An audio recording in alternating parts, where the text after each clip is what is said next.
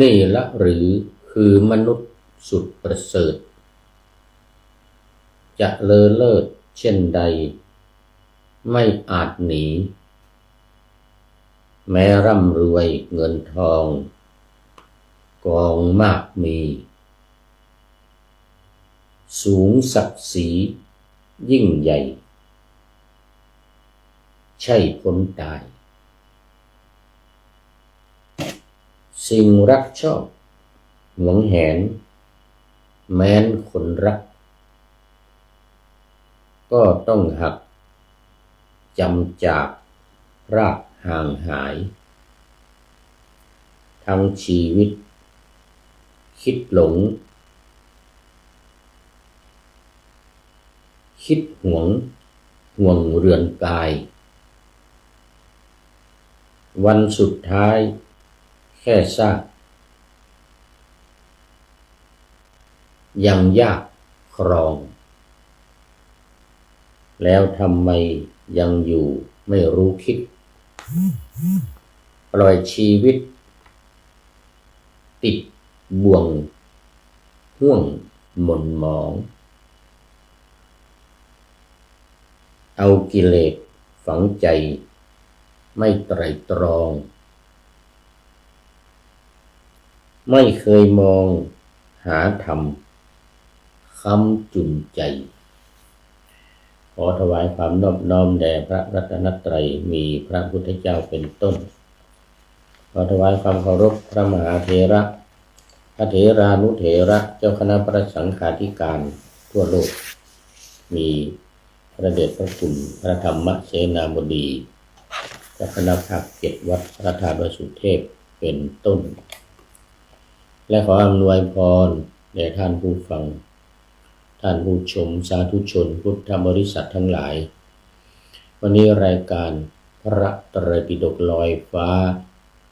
ก็ลอยมาจากวัดดอยสัพพันยูตำบลดอนเปาอำเภอแม่วางจังหวัดเชียงใหม่ผ่านทาง Facebook Live สวัยเทพบุญล่วงหน้ามา1 วัน เหมือนเดิม1 วันรายการนี้ก็จะออกอากาศในวันพรุ่งนี้เพราะว่าในช่วงนี้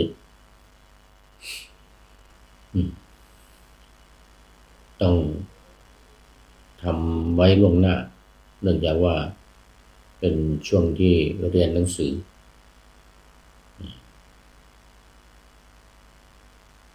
เวลาที่มันใกล้จะออกอากาศอย่างนี้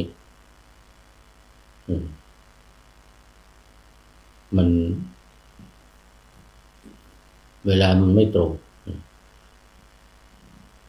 ยิ่งเวลาที่เคยทำผ่านมาที่ตรงกับเวลาออกอากาศทางวิทยุเลยอย่างเงี้ยมันไม่ได้มันเป็นเวลาไปเรียนหนังสือ ตอนนี้มีคนทักว่าโอ้เป็นเด็กอีกแล้วหรือว่างั้นนะเป็นเด็กอีกแล้วหรือว่ากลับมาเป็นเด็กเป็นนักเรียนอีกแล้ว ก็ธรรมดาก็มีคนกล่าวว่าคนเราเนี่ยพอแก่ลงไปเท่าชราก็กลับกลายมาเป็นเด็กอีกทีว่างั้นนะคือหมายถึงนิสัยใจคออะไรต่างๆจะกลับมาเป็นเด็กอีกทีหนึ่ง ตอนนี้ก็ขอต้อนรับอนุโมทนาบุญด้วยครับสาธุนี่พงศกรชัยศิลป์โอ้สาธุพงศกรชัยศิลป์นี่นานแล้วนะนี่ไม่เข้ามานี่สมัยก่อนก็อยู่วัดฝายหินเป็นพระอยู่วัดฝายหินอันนี้ก็ศึกษาลาเพศไปครองฆราวาสบ้านเรือนจังหวัดน่านแต่ไม่รู้อยู่ที่ไหนนะตอนนี้นะ เออพงศกรชัยศิลป์ตอนนี้ไม่รู้อยู่ที่ไหนแต่ว่าบ้านเดิมจังหวัดน่านเมืองเขาเรียกว่าเมืองนันทบุรีจังหวัดน่านนี่นะนันทบุรี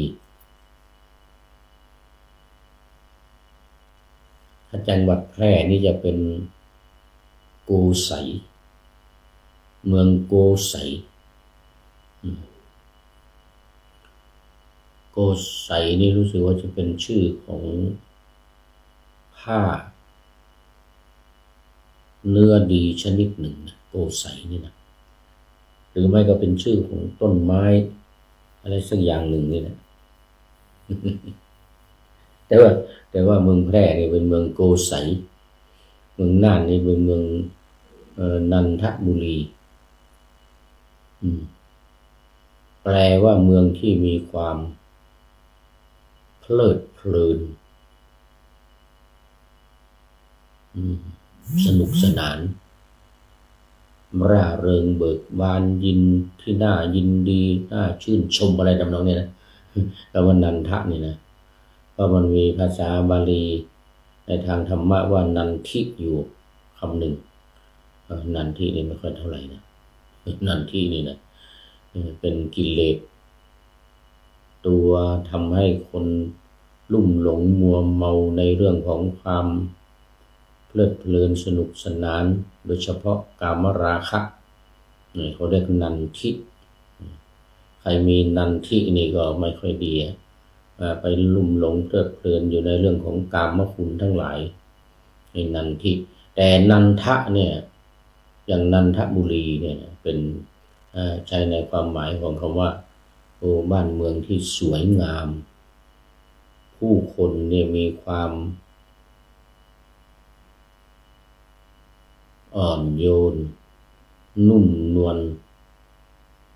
พูดจาไพเราะอ่อนหวานทำนองนี้คำว่านันทบุรีนี่นะเมืองนันทะนี่นะแต่ที่ทางภาคกลางนี่จะมีใกล้ๆกรุงเทพมีนนท์เมืองนนท์อันนั้นก็นนทบุรีคือเพียงแต่ว่าเอาไม่หันอากาศออกแค่นั้นเองก็เลยเป็นนนท์ความจริงสัตว์เดิมก็คือนันทะนี่แหละก็เลยเป็นนนทบุรีที่จังหวัดนนท์เนี่ยนะจังหวัดนนทบุรีนี่นะแต่ว่าเมืองน่านเนี่ยมันเป็นฉายาของบ้านเมืองที่มีความ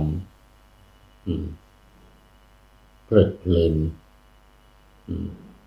อย่างที่ได้กล่าวมาเนี่ยทั้งธรรมชาติบ้านเมืองแล้วก็ทั้งผู้คนนะมีความอ่อนน้อมถ่อมตนมีการพูดจาปราศัยที่สละสลวยเรียบร้อยนะรวมทั้งความนิ่มนวลความสวยงามอ่อนโยนนี่นะแต่ไม่อ่อนแอนะไม่อ่อนแอ อ่อนโยนแต่ไม่อ่อนแออันนี้คือนันทะจังหวัดน่านเอาละทีนี้มาสู่เนื้อหาสาระของธรรมะกันละทีเนี้ยเดี๋ยวจะว่ามัววิหารลายเสียเวลาธรรมะได้น้อยเดียวพูดอะไรก็ไม่รู้อิเล็กเคขะไปทั่วอะไรทำนองนี้ มีคนที่ตำหนิมีนะมีคนตำหนิเลยนะนักจัดรายการเนี่ยนะแต่ก็ไม่เป็นไรมีคำโบราณที่เมื่อกี้นี่รายการก่อนก็นำมาพูดเหมือนกันว่าเป็นกลอน6ใครเชิดใคร ชมใครแช่งใครด่าใครบ่นใครโดนอะไรทนเอาใจเราร่มเย็นเป็นพออะไรทำนองนี้เหมือนกับ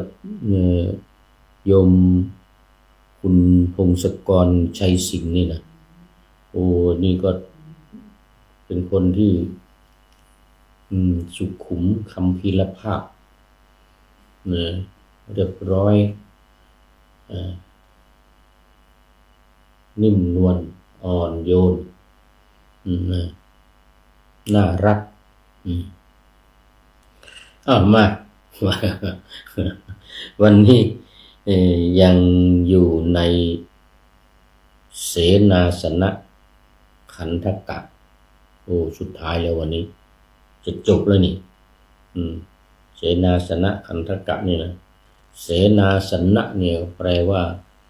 เนี่ยที่อยู่อาศัยเครื่องใช้สอยอะไรต่างๆที่ว่ามาหลายวันแล้ววันนี้สุดท้ายแล้วมาถึงตอนที่ว่าด้วยหน้าที่ผู้แจกหน้าที่ผู้แจกก็เช่นแจกพัดสลากกับพัดต้องขออภัยคันจมูกนี่นะเหมือนที่บอกไว้หลายครั้งถ้าไม่จัดรายการไ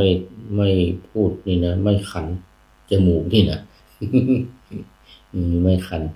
นี่มันก็คันอยู่อย่างนี้แหละเลยทำให้เสียบุคลิกเวลาพูดเวลาจัดรายการวิทยุโทรทัศน์เนี่ยบรรยายธรรมะไปพูดบนที่เทศนั่งบนธรรมะนะคันจมูกอยู่อย่างเงี้ยต้องอดทนไม่อยากจะเกาอายชาวบ้านนั่งบนธรรมะเทศแล้วก็เกาจมูกนี่นะบี้ขยี้นะอย่างนี้นะเสียบุคลิกหมดแต่ก็ไม่เป็นไรมันเป็นธรรมชาติซะแล้วผู้แจกอย่างที่ผ่านมามีเรื่องไม่ว่าจะเป็นจีวรไม่ว่าจะเป็นภัตตาหารสลากกับภัตอุเทศภัตนิมันตยภัตอะไรคิลานภัตอะไรต่างๆเนี่ยอาหารสำหรับคนไข้อาหารสำหรับคนเดินทางเขามีกับภัตเลยนะมีญาติโยมแจ้งความจำนงมาทางวัดก็ต้องมีพระเขาเรียกพระตุเทศพระตุเทศก็เป็นพระผู้ที่รับจัดกิจนิมนต์จัดภัตตาหารจัดอะไรต่างๆทั้งหมดนี่แหละเขาเรียกพระตุเทศไม่ว่าจะในวัดหรือนอกวัดนิมนต์อย่างสลากภัตนิมนต์ไปรับที่บ้านโน้นบ้านนี้ก็ต้องมีผู้จัดนี่เขาเรียกผู้แจกมาถึงผู้แจกอะไรทีเนี้ยรวมทั้งหมดเลยแจกของนะเป็นผู้ที่แจกของแจกพัดแจกจีวรแจกสิ่งของต่างๆที่มีญาติโยมมาถวายมันก็ต้องแจกให้พระในวัดทีนี้มันก็ต้องมีระเบียบแบบแผนในการเป็นผู้แจกเนี่ยเรียกว่ามาหลายวันแล้วเนี่ยว่ามาหลายวันแล้วในอรรถกถาพระวินัยเนี่ยว่าภายตติยสมันตปาสาธิกาเนี่ยเป็นอรรถกถาพระวินัยอยู่ในพระไตรปิฎกเล่มที่25พุทธกานิกายเนี่ยเป็นเล่มแรกของพุทธกานิกายนะในจำนวน5นิกาย1ทีฆนิกาย2มัชฌิมนิกาย3สังยุตตนิกาย4อังคุตรนิกายและ5ขุททกนิกายขุททะแปลว่าน้อยแปลว่าเล็กนิกายที่ว่าด้วยปกิณณกะเรื่องเล็กๆน้อยๆอย่างอรรถกถานี่ก็อยู่ในนี้หมดอรรถกถาธรรมอรรถกถาพระวินัยที่นำออกรายการทางวิทยุเนี่ยทั้งอรรถกถาธรรมทั้งอรรถกถาวินัยเนี่ยอรรถกถาวินัยนี่อยู่ในพระไตรปิฎกเล่มที่25โดยเฉพาะเลย อยู่ในนิหมดไม่ว่าจะเป็นอรรถกถาเรื่องอะไรจะเรื่องศีลนะอย่างคัมภีร์วิสุทธิมรรคจะอยู่ในประเภทอรรถกถาหมดซึ่งท่านเจ้าพระคุณสมเด็จพระพุทธโฆษาจารย์หลวงพ่อเจ้าคุณพระหลวงพ่อประยุทธ์โตนี่นะหรือปอประยุทธ์โตเนี่ยนะประยุทธ์อารยางกูลนามสกุลพระเดชพระคุณท่านเจ้าพระคุณสมเด็จอารยางกูลแล้วประยุทธ์โตนี่เป็นฉายาเหมือนฉายาของผู้พูดนี่เทวปุญโยอย่างนี้เทวปุญโย แต่ว่ามาเรียนหนังสือเนี่ยมาอบรมเนี่ยได้ฉายาใหม่อาจารย์ตั้งให้อาจารย์พระมหาคัมภีร์เรียนธรรม9ประโยคเก่งบาลี ผู้พูดนี่มีนามปากกาในการเขียนบทประพันธ์นี่นะว่าพญางูเขียวสมัยก่อนตอนเป็นเนนมาละนี่นานใช้นานมาละตอนเป็นเนนมาเนี่ยเป็นใช้เพียงแต่ว่างูเขียวเขียนกลอนเขียนโครงเขียนกาบเขียนอะไรต่างๆนี่นะไม่ว่าจะเป็นกลอนแหลกกลอนข้าวภาคเหนือนี่นะหรือของภาคอีสานนี่นะเป็นเซิงอย่างนี้นะของทางภาคอีสานเขียนได้ใช้นามปากกาว่างูเขียวทีนี้มีสมัยหนึ่งไปอยู่อินเดียก็มีโยม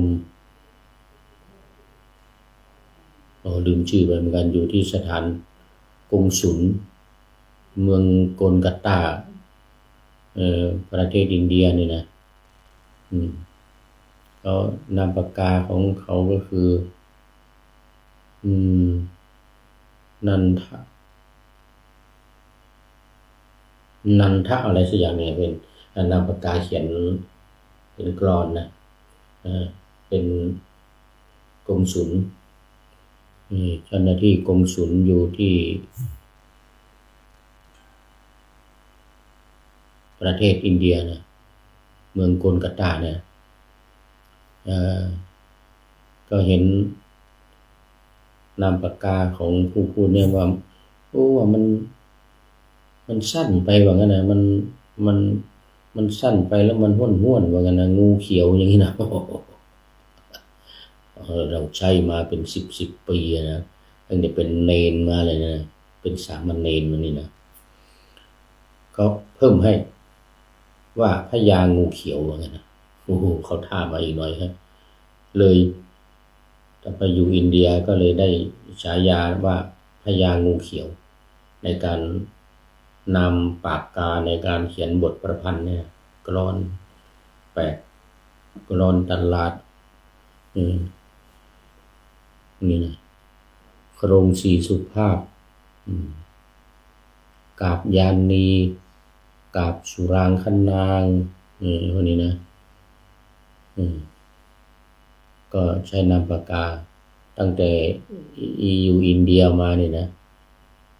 ว่าพญางูเขียวพอมาอบรมบาลีที่นี่อาจารย์พระมหาคัมภีร์ปรริยนธรรม9ประโยคเลยนะก็เลยแต่งเป็นภาษาบาลีให้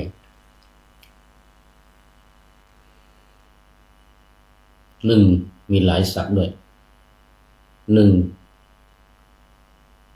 มหานีลสัปโปฉายา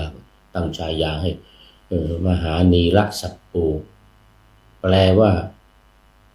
พญางูเขียวสัปโปแปลว่างูนีละแปลว่าเขียวมหานี่แปลว่าใหญ่ก็คือพญาและพญางูเขียวได้แปล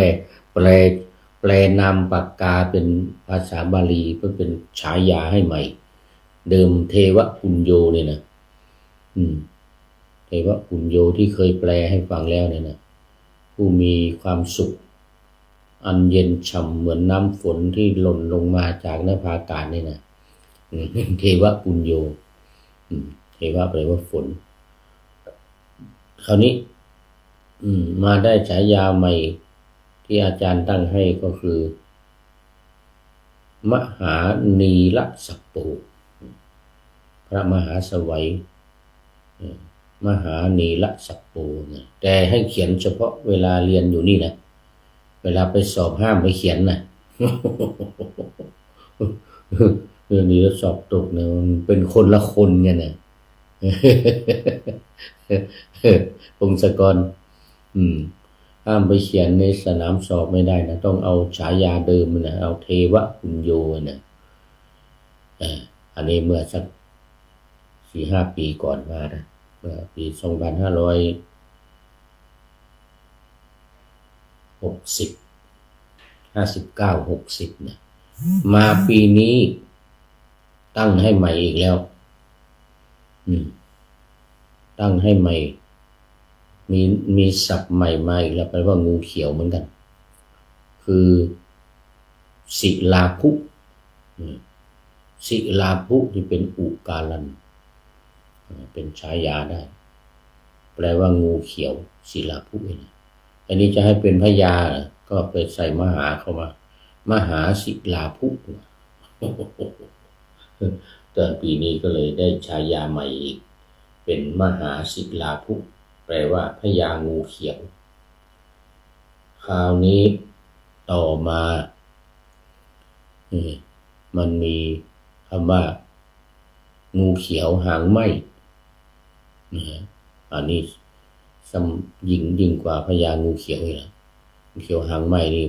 กัดตายเลยนะพิษมันแรงงูเขียวหางไหมนะก็เลยมาตั้งฉายาให้ใหม่อีกว่าชามะนังคุถะศิลาภุโอ้ยาวใหญ่เลยทีนี้ศิลาภุเป็นงูเขียวใช่ไหมชามะนี่แปลว่าไฟไหม้นังคุถะแปลว่าหางงูเขียวตัวมีหางอันไฟไหม้แล้วว่างั้น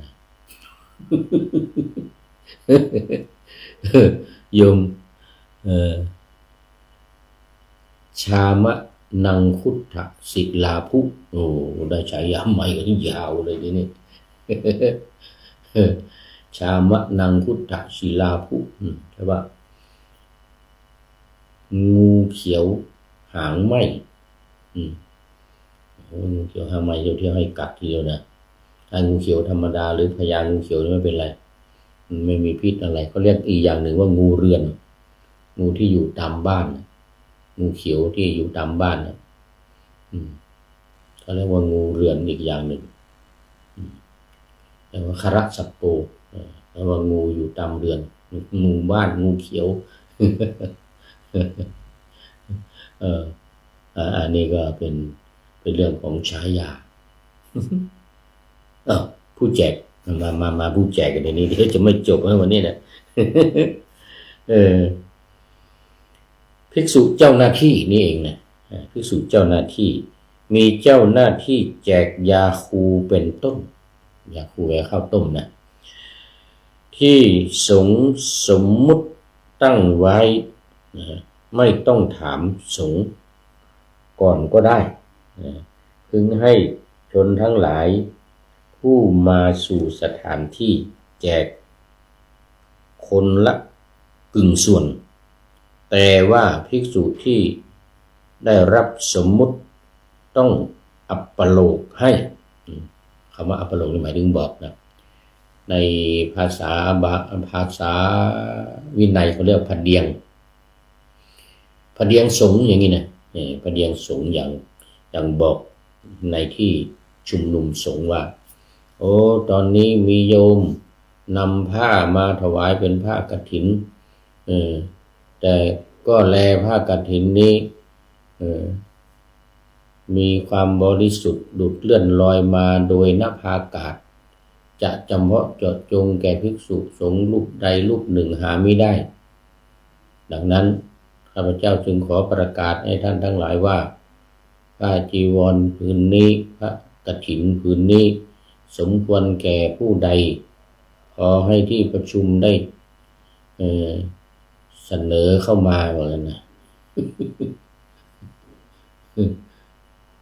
เวลารับกฐินเนี่ยเวลารับกฐินมีคำอัปปโลกนี่เขาเรียกว่าอัปปโลกคือพระเดียงสงฆ์บอกให้สงฆ์ทราบอีกรูปหนึ่งก็บอกว่าข้าพเจ้าพิจารณาเห็นสมควรแก่พระองค์นี้เป็นผู้ที่มีความฉลาดมีทำบุพกิจอุปกรณ์อะไรนั่นก็ว่าไปนะตามพระวินัยได้นะถ้าสงฆ์เห็นสมควรก็ขอให้เงียบนะเดี๋ยวถ้าสงฆ์เห็นสมควรก็ขอให้สาธุการขึ้นพร้อมกันสาธุอันนี้เขาเรียกว่าเดียงสงฆ์พระเดียงสงฆ์แจ้งให้ทราบบอกให้สงฆ์ทราบนี่ก็เรียกอัปปโลกภาษาบาลีก็อัปปโลกนะในการแจกพัดในการแจกสลากกับพัดเนี่ยนะเวลามีสลากกับพัดเหมือนกันก็จะว่ากันอย่างนี้แหละพระเดียงสงฆ์ให้ทราบอัปปโลกแล้วก็อัปปโลกนกรรมแจ้งให้สงฆ์ทราบ เจ้าหน้าที่ผู้แจกของเล็กน้อยพึงให้เข็ม2 เล่มโอ้เข็ม2 เล่มมาทำอะไรเนี่ยโอ้ไม่ใช่ธรรมดานะเข็ม2 เล่มมันเย็บผ้าได้นะเข็ม2 เล่มคือยาวเล่มหนึ่งสั้นเล่มหนึ่งว่าไงนะแก่ภิกษุผู้ทำจีวรกรรมซึ่งกล่าวอยู่ว่าท่านจงให้เข็มดังนี้ไม่มีกิจที่จะต้องถามเพราะเกิดความรังเกียจว่าพันดะของสงฆ์ไม่ควรแจกไม่ควรถามไม่ควรแจกไม่ควรบอกอย่างน้อยเข็ม2 เล่มพึงให้มีดเล็กเล่มหนึ่งแก่ภิกษุผู้มีความต้องการด้วยมีดเล็กพึงให้รองเท้าคู่หนึ่งแก่ภิกษุผู้ประสงค์จะเดินทางกันดารไปในที่กันดารพึงให้ประคตเอวแก่ภิกษุผู้มีความต้องการด้วยประคตเอวพึงให้อังสะแก่ภิกษุผู้มาขอว่าอังสะของข้าพเจ้าเก่าแล้วมาบอกอังสะมันเก่าแล้วมันขาดแล้วอย่างเงี้ยกระรุ่งกุ้งกิ้งอย่างนี้นะก็พึงให้ใบ1 ผืนพึงให้ผ้ากรองน้ำแก่ภิกษุผู้มีความต้องการด้วยผ้ากรองน้ำผ้ากรองน้ำนี่ถือว่าสำคัญนะเขาจะเรียกว่าธรรมกรกนี่เป็นขนาดนี้นะแล้วก็มันเป็นเหมือนแก้วน้ำเลยนะก็จะใหญ่กว่านี้หน่อยแล้วก็เอาผ้าปกแล้วก็เอาเชือกพันมัดอันนี้เขาเรียกว่าธรรมกรกแล้วก็ด้านหลังนี่ก็จะมีรูอยู่ข้างในตรงนี้รูออกมานี่เอาแก้วน้ำมาลองเวลาจะกรองอะไรเนี่ยนี่ก็กดลงไปนิดหน่อยเช่นผลไม้หรืออะไรต่างๆเอามาเขาใส่แล้วกรองน้ำมันก็ลงมาอย่างนี้นี่ก็เรียกธรรมกรกผ้าที่ใส่นี่ก็เรียกว่าผ้ากรองน้ำพึงให้กระบอกกรองกระบอกกรองอย่างที่ว่าเมื่อกี้เนี่ยกระบอกในสำหรับเอาผ้าเขาใส่แล้วกรองแก่ภิกษุผู้มีความต้องการด้วยกระบอกกรอง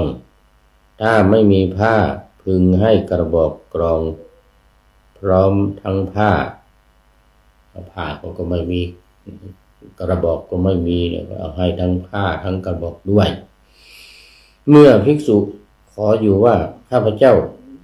จะเพิ่มแผ่นผ้าดามพึงให้พอแก่กุสิ และอัฏฐกุสิผ้าดามมาดึงเนี่ยผ้าที่ดามผ้านะจีวรหรือผ้าสบงหรือผ้าอะไรดามให้มันหนาขึ้นเขาเรียกว่าที่เป็นคันอย่างนี้เขาเรียกกุสิเมื่อภิกษุมาบอกว่าผ้ามณฑลไม่พอพึงให้ผ้ามณฑลผืนหนึ่งพึงให้ผ้าอัฏฐมณฑล2 ผืนเมื่อเธอขอผ้ามณฑล2 ผืนไม่พึงให้2 ผืนให้ผืนเดียวพึงให้ผ้าที่พอแก่จีวรตัวหนึ่งแก่ภิกษุผู้มีความต้องการด้วยผ้าอนุวาตด้านรีและด้านสกัดคือด้านขวางหรือด้านเฉียงลงไปอย่างนี้เขาเรียกว่าด้านรี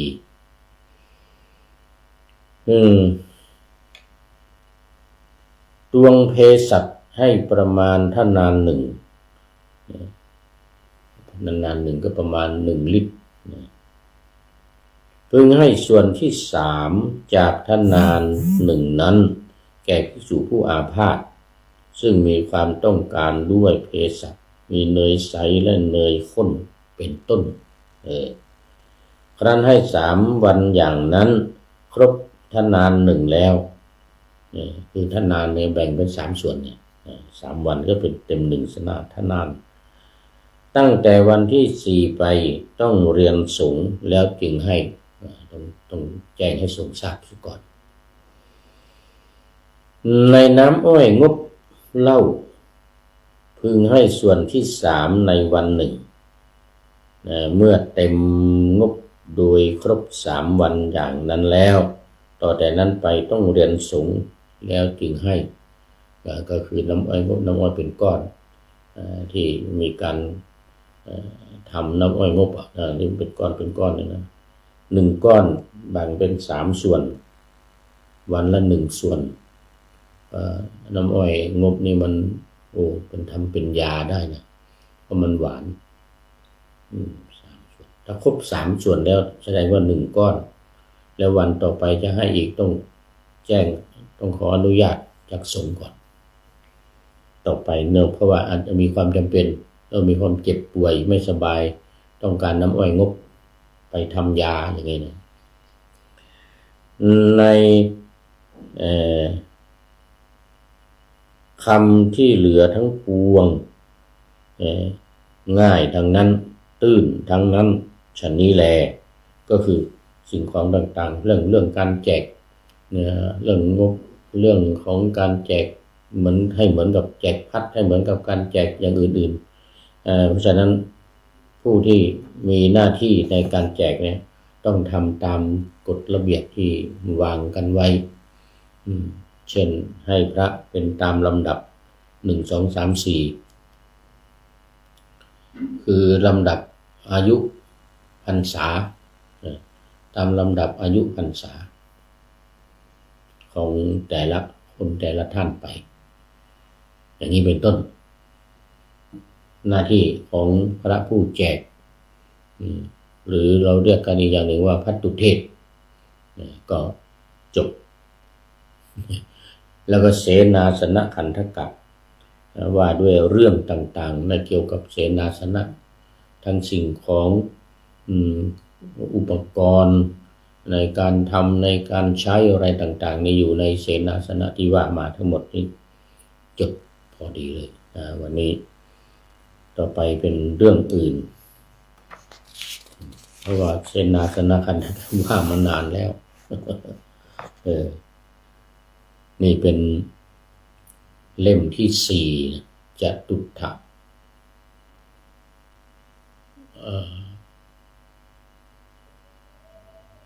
จตุถะ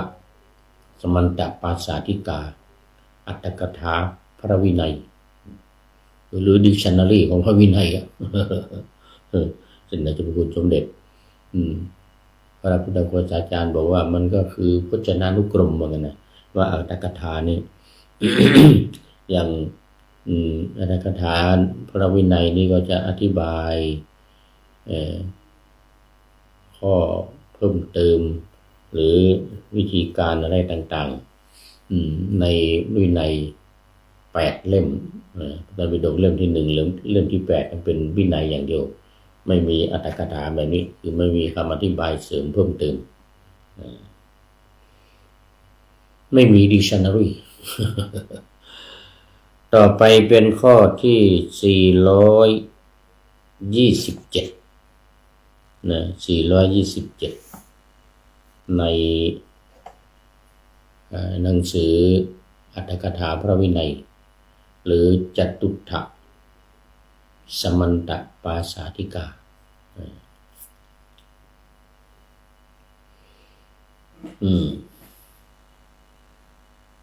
วินิจฉัย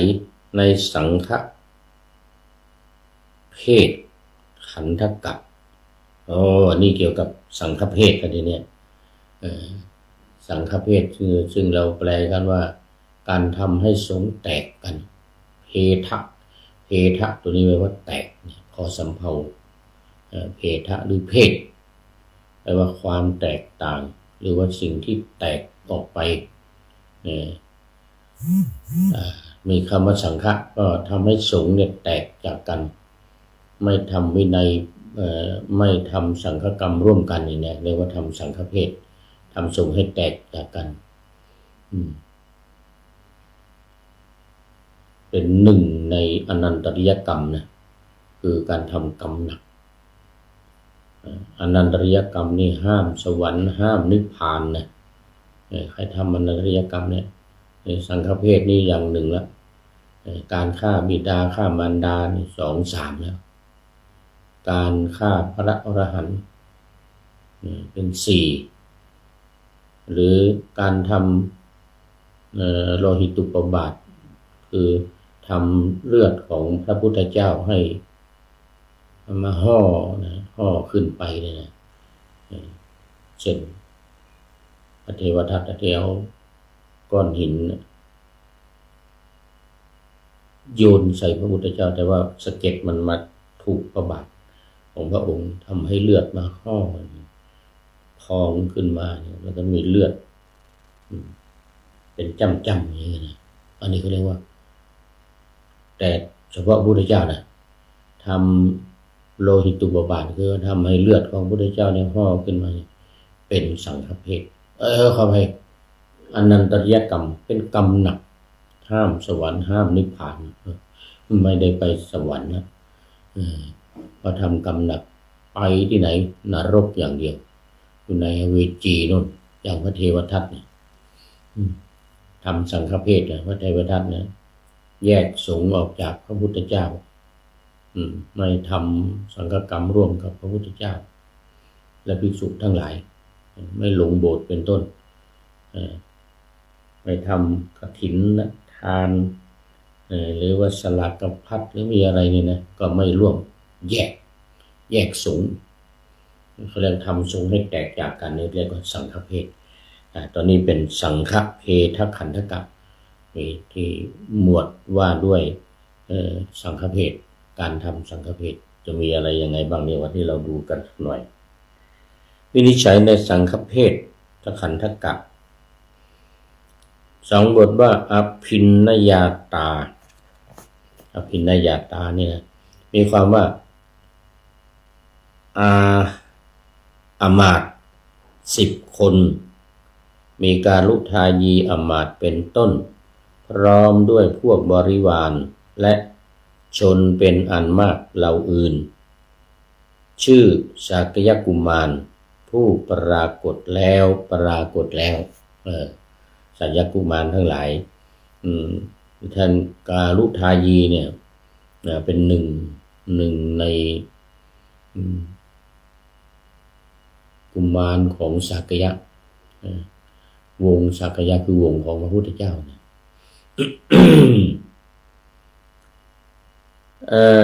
ในเราทั้งหลายอีกอย่างหนึ่งมีคำอธิบายว่าจากสกุลของเราทั้งหลายไอ้สักยะกุมารนี่นะในตระกูลของเราทั้งหลายตระกูลของพระพุทธเจ้าเนี่ยนะสักยวงศ์หมายถึงสกุลของพวกเรา คือกิจอันใดเธอพึงทำในฆราวาสพี่จักให้ทราบกิจนั้นอันนี้มีเรื่องที่เกิดขึ้นระหว่างพี่กับน้อง2 คนจะไปบวชเนื่องจากไปฟังพระพุทธเจ้าเทศมาว่าภารกิจของพุทธบริษัทเนี่ยมีอยู่2 อย่าง 1. การเรียนพระไตรปิฎก 84,000 พระธรรมขันธ์นี่นะ 2. การปฏิบัติเขาเรียกขันธธุระแล้วก็วิปัสสนาธุระขันธธุระคือการเรียนธรรมวินัยในพระไตรปิฎกทั้งอภิธรรมทั้งปริสูตรทั้งวินัยเนี่ยนี่เรียกว่าขันธธุระ 2. วิปัสสนาธุระคือการปฏิบัติธรรมเอาธรรมมาปฏิบัติเหมือนกับที่ท่านเจ้าพระคุณสมเด็จพระพุทธโฆษาจารย์ได้กล่าวไว้ใน YouTube เลยนะในเฟซเลยว่าการปฏิบัติธรรมก็คือการเอาธรรมะที่พระพุทธองค์ตรัสเนี่ยมาปฏิบัติตามนั้นเช่นขยันอย่างเงี้ยนะก็เอามาปฏิบัติมีความขยันไม่เกียจคร้านอย่างเงี้ยมันขยันอย่างนี้เป็นต้นนะหรือทำสมาธิก็ทำจิตให้สงบหรือให้ภาวนาอย่างนี้นะก็เอาธรรมะเอาข้อความเอาธรรมะในที่พระองค์ตรัสไว้กรรมฐานเนี่ยมาภาวนามาทำให้มันเกิดขึ้นทำให้มันมีขึ้นเรียกว่าภาวนาทำจิตให้สงบอย่างเงี้ยเรียกว่าภาวนาอันนี้เป็นต้นคือการปฏิบัติธรรมนะมันก็มีหลายระดับระดับต่ำระดับกลางระดับสูงอันนี้เรียกว่าการปฏิบัติพอทราบอย่างนี้แล้วเนี่ยคนพี่ก็บอกว่าจะออกบวชแล้วก็จะปฏิบัติธรรมเพราะว่าอายุมากแล้วไม่สามารถที่จะศึกษาเราเรียนอะไรมันก็จะไม่ค่อยจำว่างั้นนะเท่าแก่แล้วว่างั้นนะปฏิบัติดีกว่าปฏิบัติอย่างเดียวขอกรรมฐานรับกรรมฐานจากพระพุทธเจ้าก็ไปปฏิบัติคราวนี้น้องชายบอกว่าโอ้ผมยังหนุ่มยังน้อยอยู่ยังไม่อยากปฏิบัติผมจะศึกษาจะเราเรียนไปตามที่จะมีโอกาสมีเวลาเหมือนนะแล้วก็จะอยู่บ้านของเรือนไม่ออกบวชเพราะว่ายังคิดว่ายังไม่ถึงเวลาที่จะปฏิบัติธรรมไม่ถึงเวลาที่จะต้องปฏิบัติธรรมขั้นวิปัสสนาเขาเอาแค่สมถะไม่ใช่มัน2 อย่างนั่นแหละนั่นเป็นเรื่องของการปฏิบัติสมถะวิปัสสนาเนี่ยเอาคันธธุระขอศึกษาเล่าเรียนพระธรรมวินัยไปแล้วก็อยู่บ้านครองเรือนคราวนี้ผู้เป็นพี่ชายก็บอกกับน้องชายว่า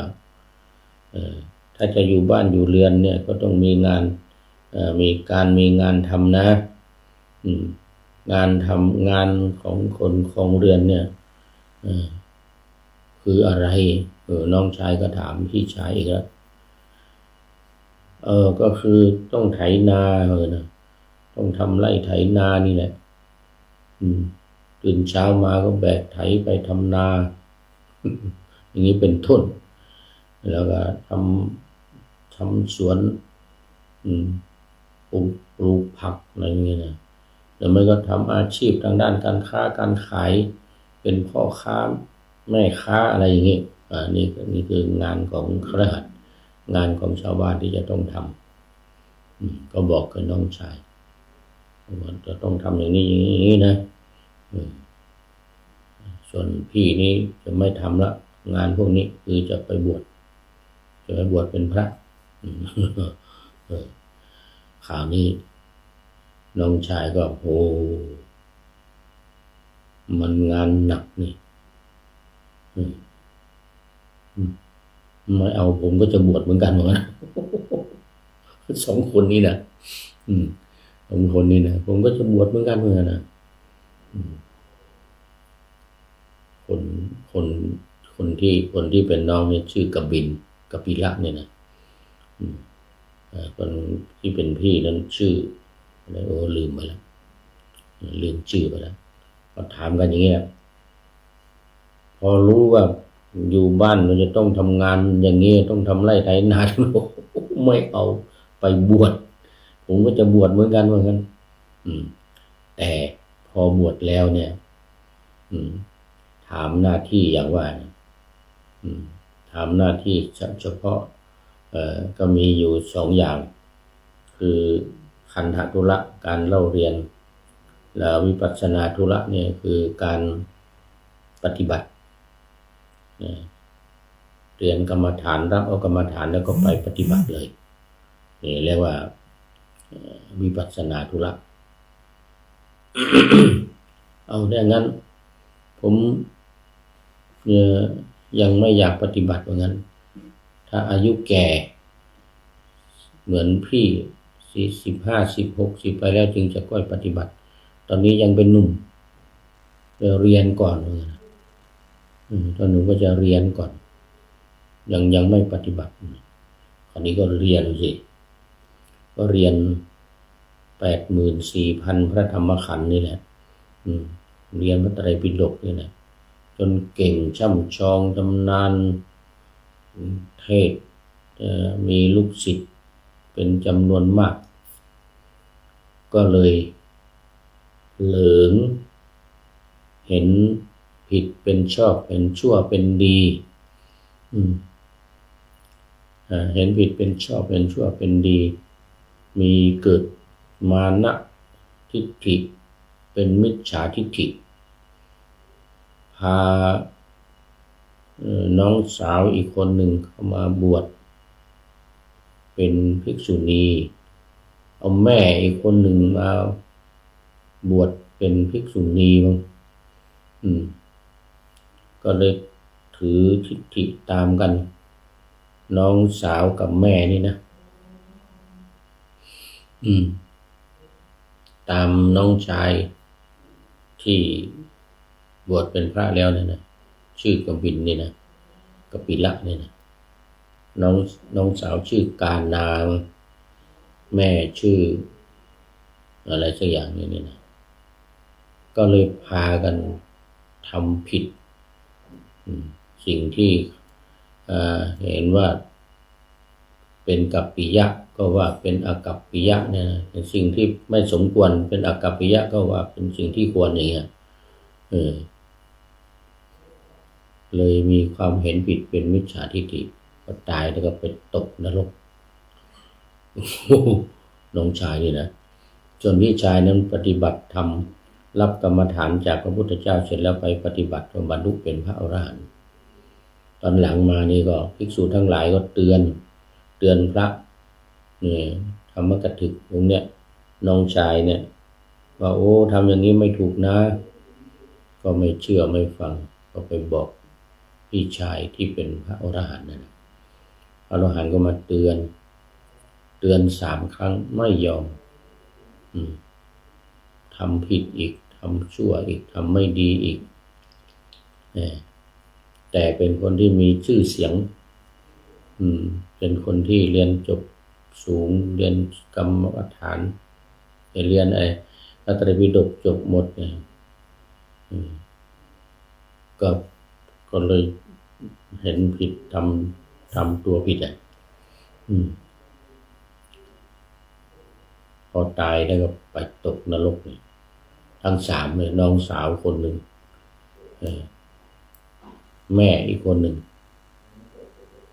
มีชื่อการนาอยู่คนหนึ่งไม่รู้เป็นแม่หรือเป็นน้องสาวให้นะส่วนตัวเองนี่ก็พอตายไปก็ไปตกนรก มีอยู่ชาติหนึ่งก็มาเกิดเป็นปลาก็เป็นปลาอยู่ในแม่น้ำตัวใหญ่สีเหลืองเป็นทองค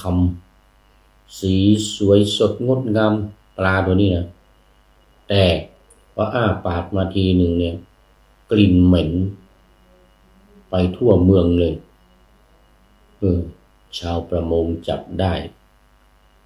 ก็เอาไปถวายพระราชาบอกปลาตัวนี้สวยงามเหลือเกินว่างั้นนะตัวใหญ่แล้วก็ผิวเหมือนทองคำเหมือนกันนะพระเจ้าประเสริฐที่กุศลได้แล้วก็เอาไปถามพระพุทธเจ้าเอาไปที่วัดเลยวัดเจตวันเอาปลาตัวนี้นะไปวัดเจตวัน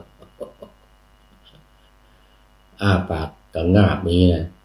เหม็นทั่วเจตวันหมดทั้งวัดเหม็นไปหมดเต็มเหม็นไปหมดหมู่บ้านก็เหม็นในบ้านเนี่ยชาวประมงเขาก็เอาไปถวายพระราชาพระราชาเอามาถามพระพุทธเจ้าว่าเป็นยังไงปลาตัวนี้อย่างนั้นนะพระพุทธองค์ก็เลยตรัสให้ฟังว่าโอ้เนี่ยในชาติก่อนเนี่ยเป็นพระชื่อกบินนี่เสร็จแล้วก็มีความเห็นผิดเรียนจบพระไตรปิฎกทั้งหมดนะแต่ว่ามาประพฤติผิดเห็นผิดก็เลยเวลาตายไปตกนรกเลยนะเสร็จแล้วก็พอมาเกิดในชาติเนี่ยเป็นปลาเนี่ยเลยตัวมีสีทองคำเนี่ยตัวเหมือนกับสีตัวงามสวยงามเหมือนทองคำเนี่ยเพราะอะไรเพราะว่าเป็นผู้ที่รู้พระไตรปิฎกเทศสอนพระไตรปิฎกพูดมีลูกศิษย์ลูกหาก็ติดตามเป็นจำนวนมากลาภยศสรรเสริญเกิดขึ้นมากก็เลยทำให้หลงมีลาภยศมากมีลูกศิษย์มากก็เลยทำให้ตัวเนี่ยเป็น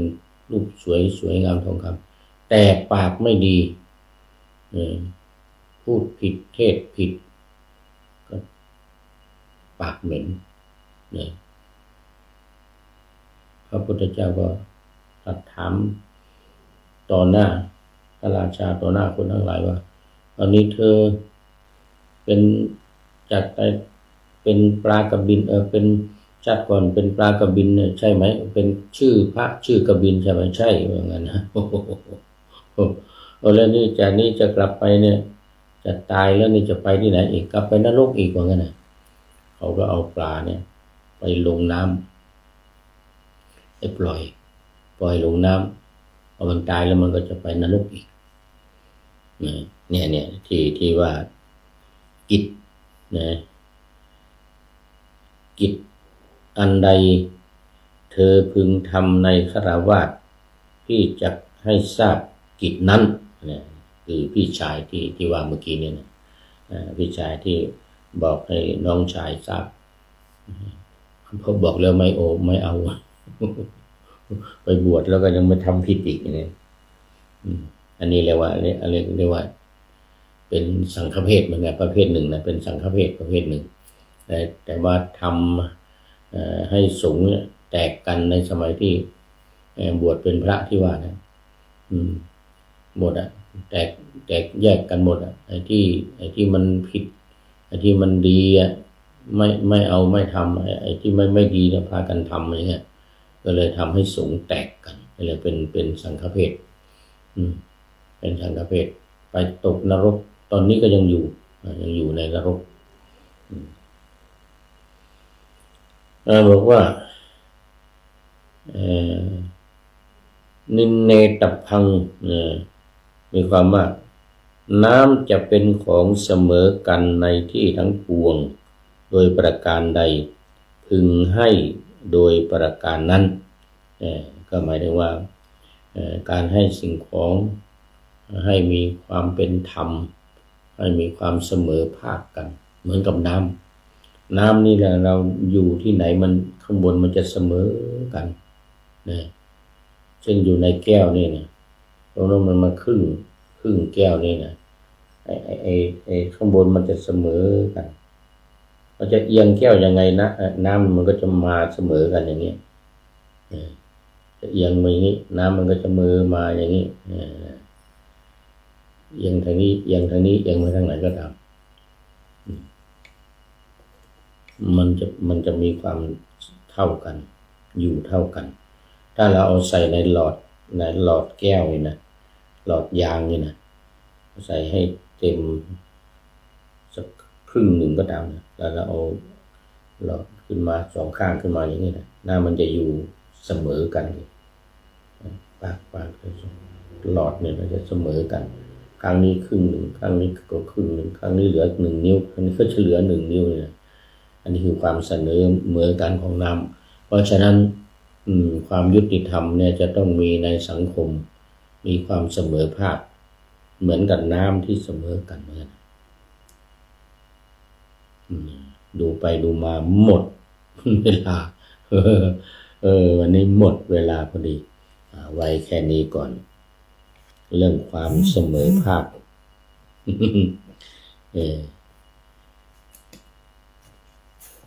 สังฆเพศอย่าไปทำจะเกิดความไม่เป็นธรรมวันนี้มาดู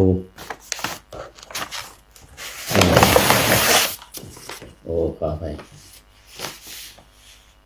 ข้อคิดท้ายรายการวันนี้ก็มีพงศกรอนุโมทนาบุญด้วยครับสาธุนะเป็นท่านเดียวท่านแรกก่อนท่านสุดท้ายวันนี้สาธุโมทนาวันนี้ได้จากคุณไพวันพุทธกรรมนี่ไพวันพุทธกรรมที่ปานาธรรมาสไว้ในวันนี้นะเป็นข้อคิดท้ายรายการว่านี่ละหรือคือมนุษย์สุดประเสริฐจะเลอเลิศเช่นใดไม่อาจหนีแม้นร่ำรวยเงินทองกองมากมีสูงศักดิ์ศรียิ่งใหญ่ใช่พ้นตายนี่คือความตายสิ่ง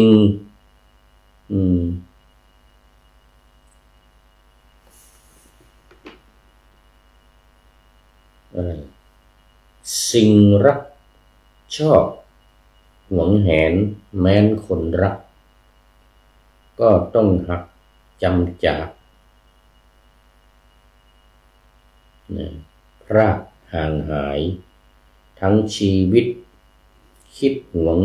งเรือนกายวันสุดท้ายแค่ซากยังยากครองอยากที่จะครองไว้ได้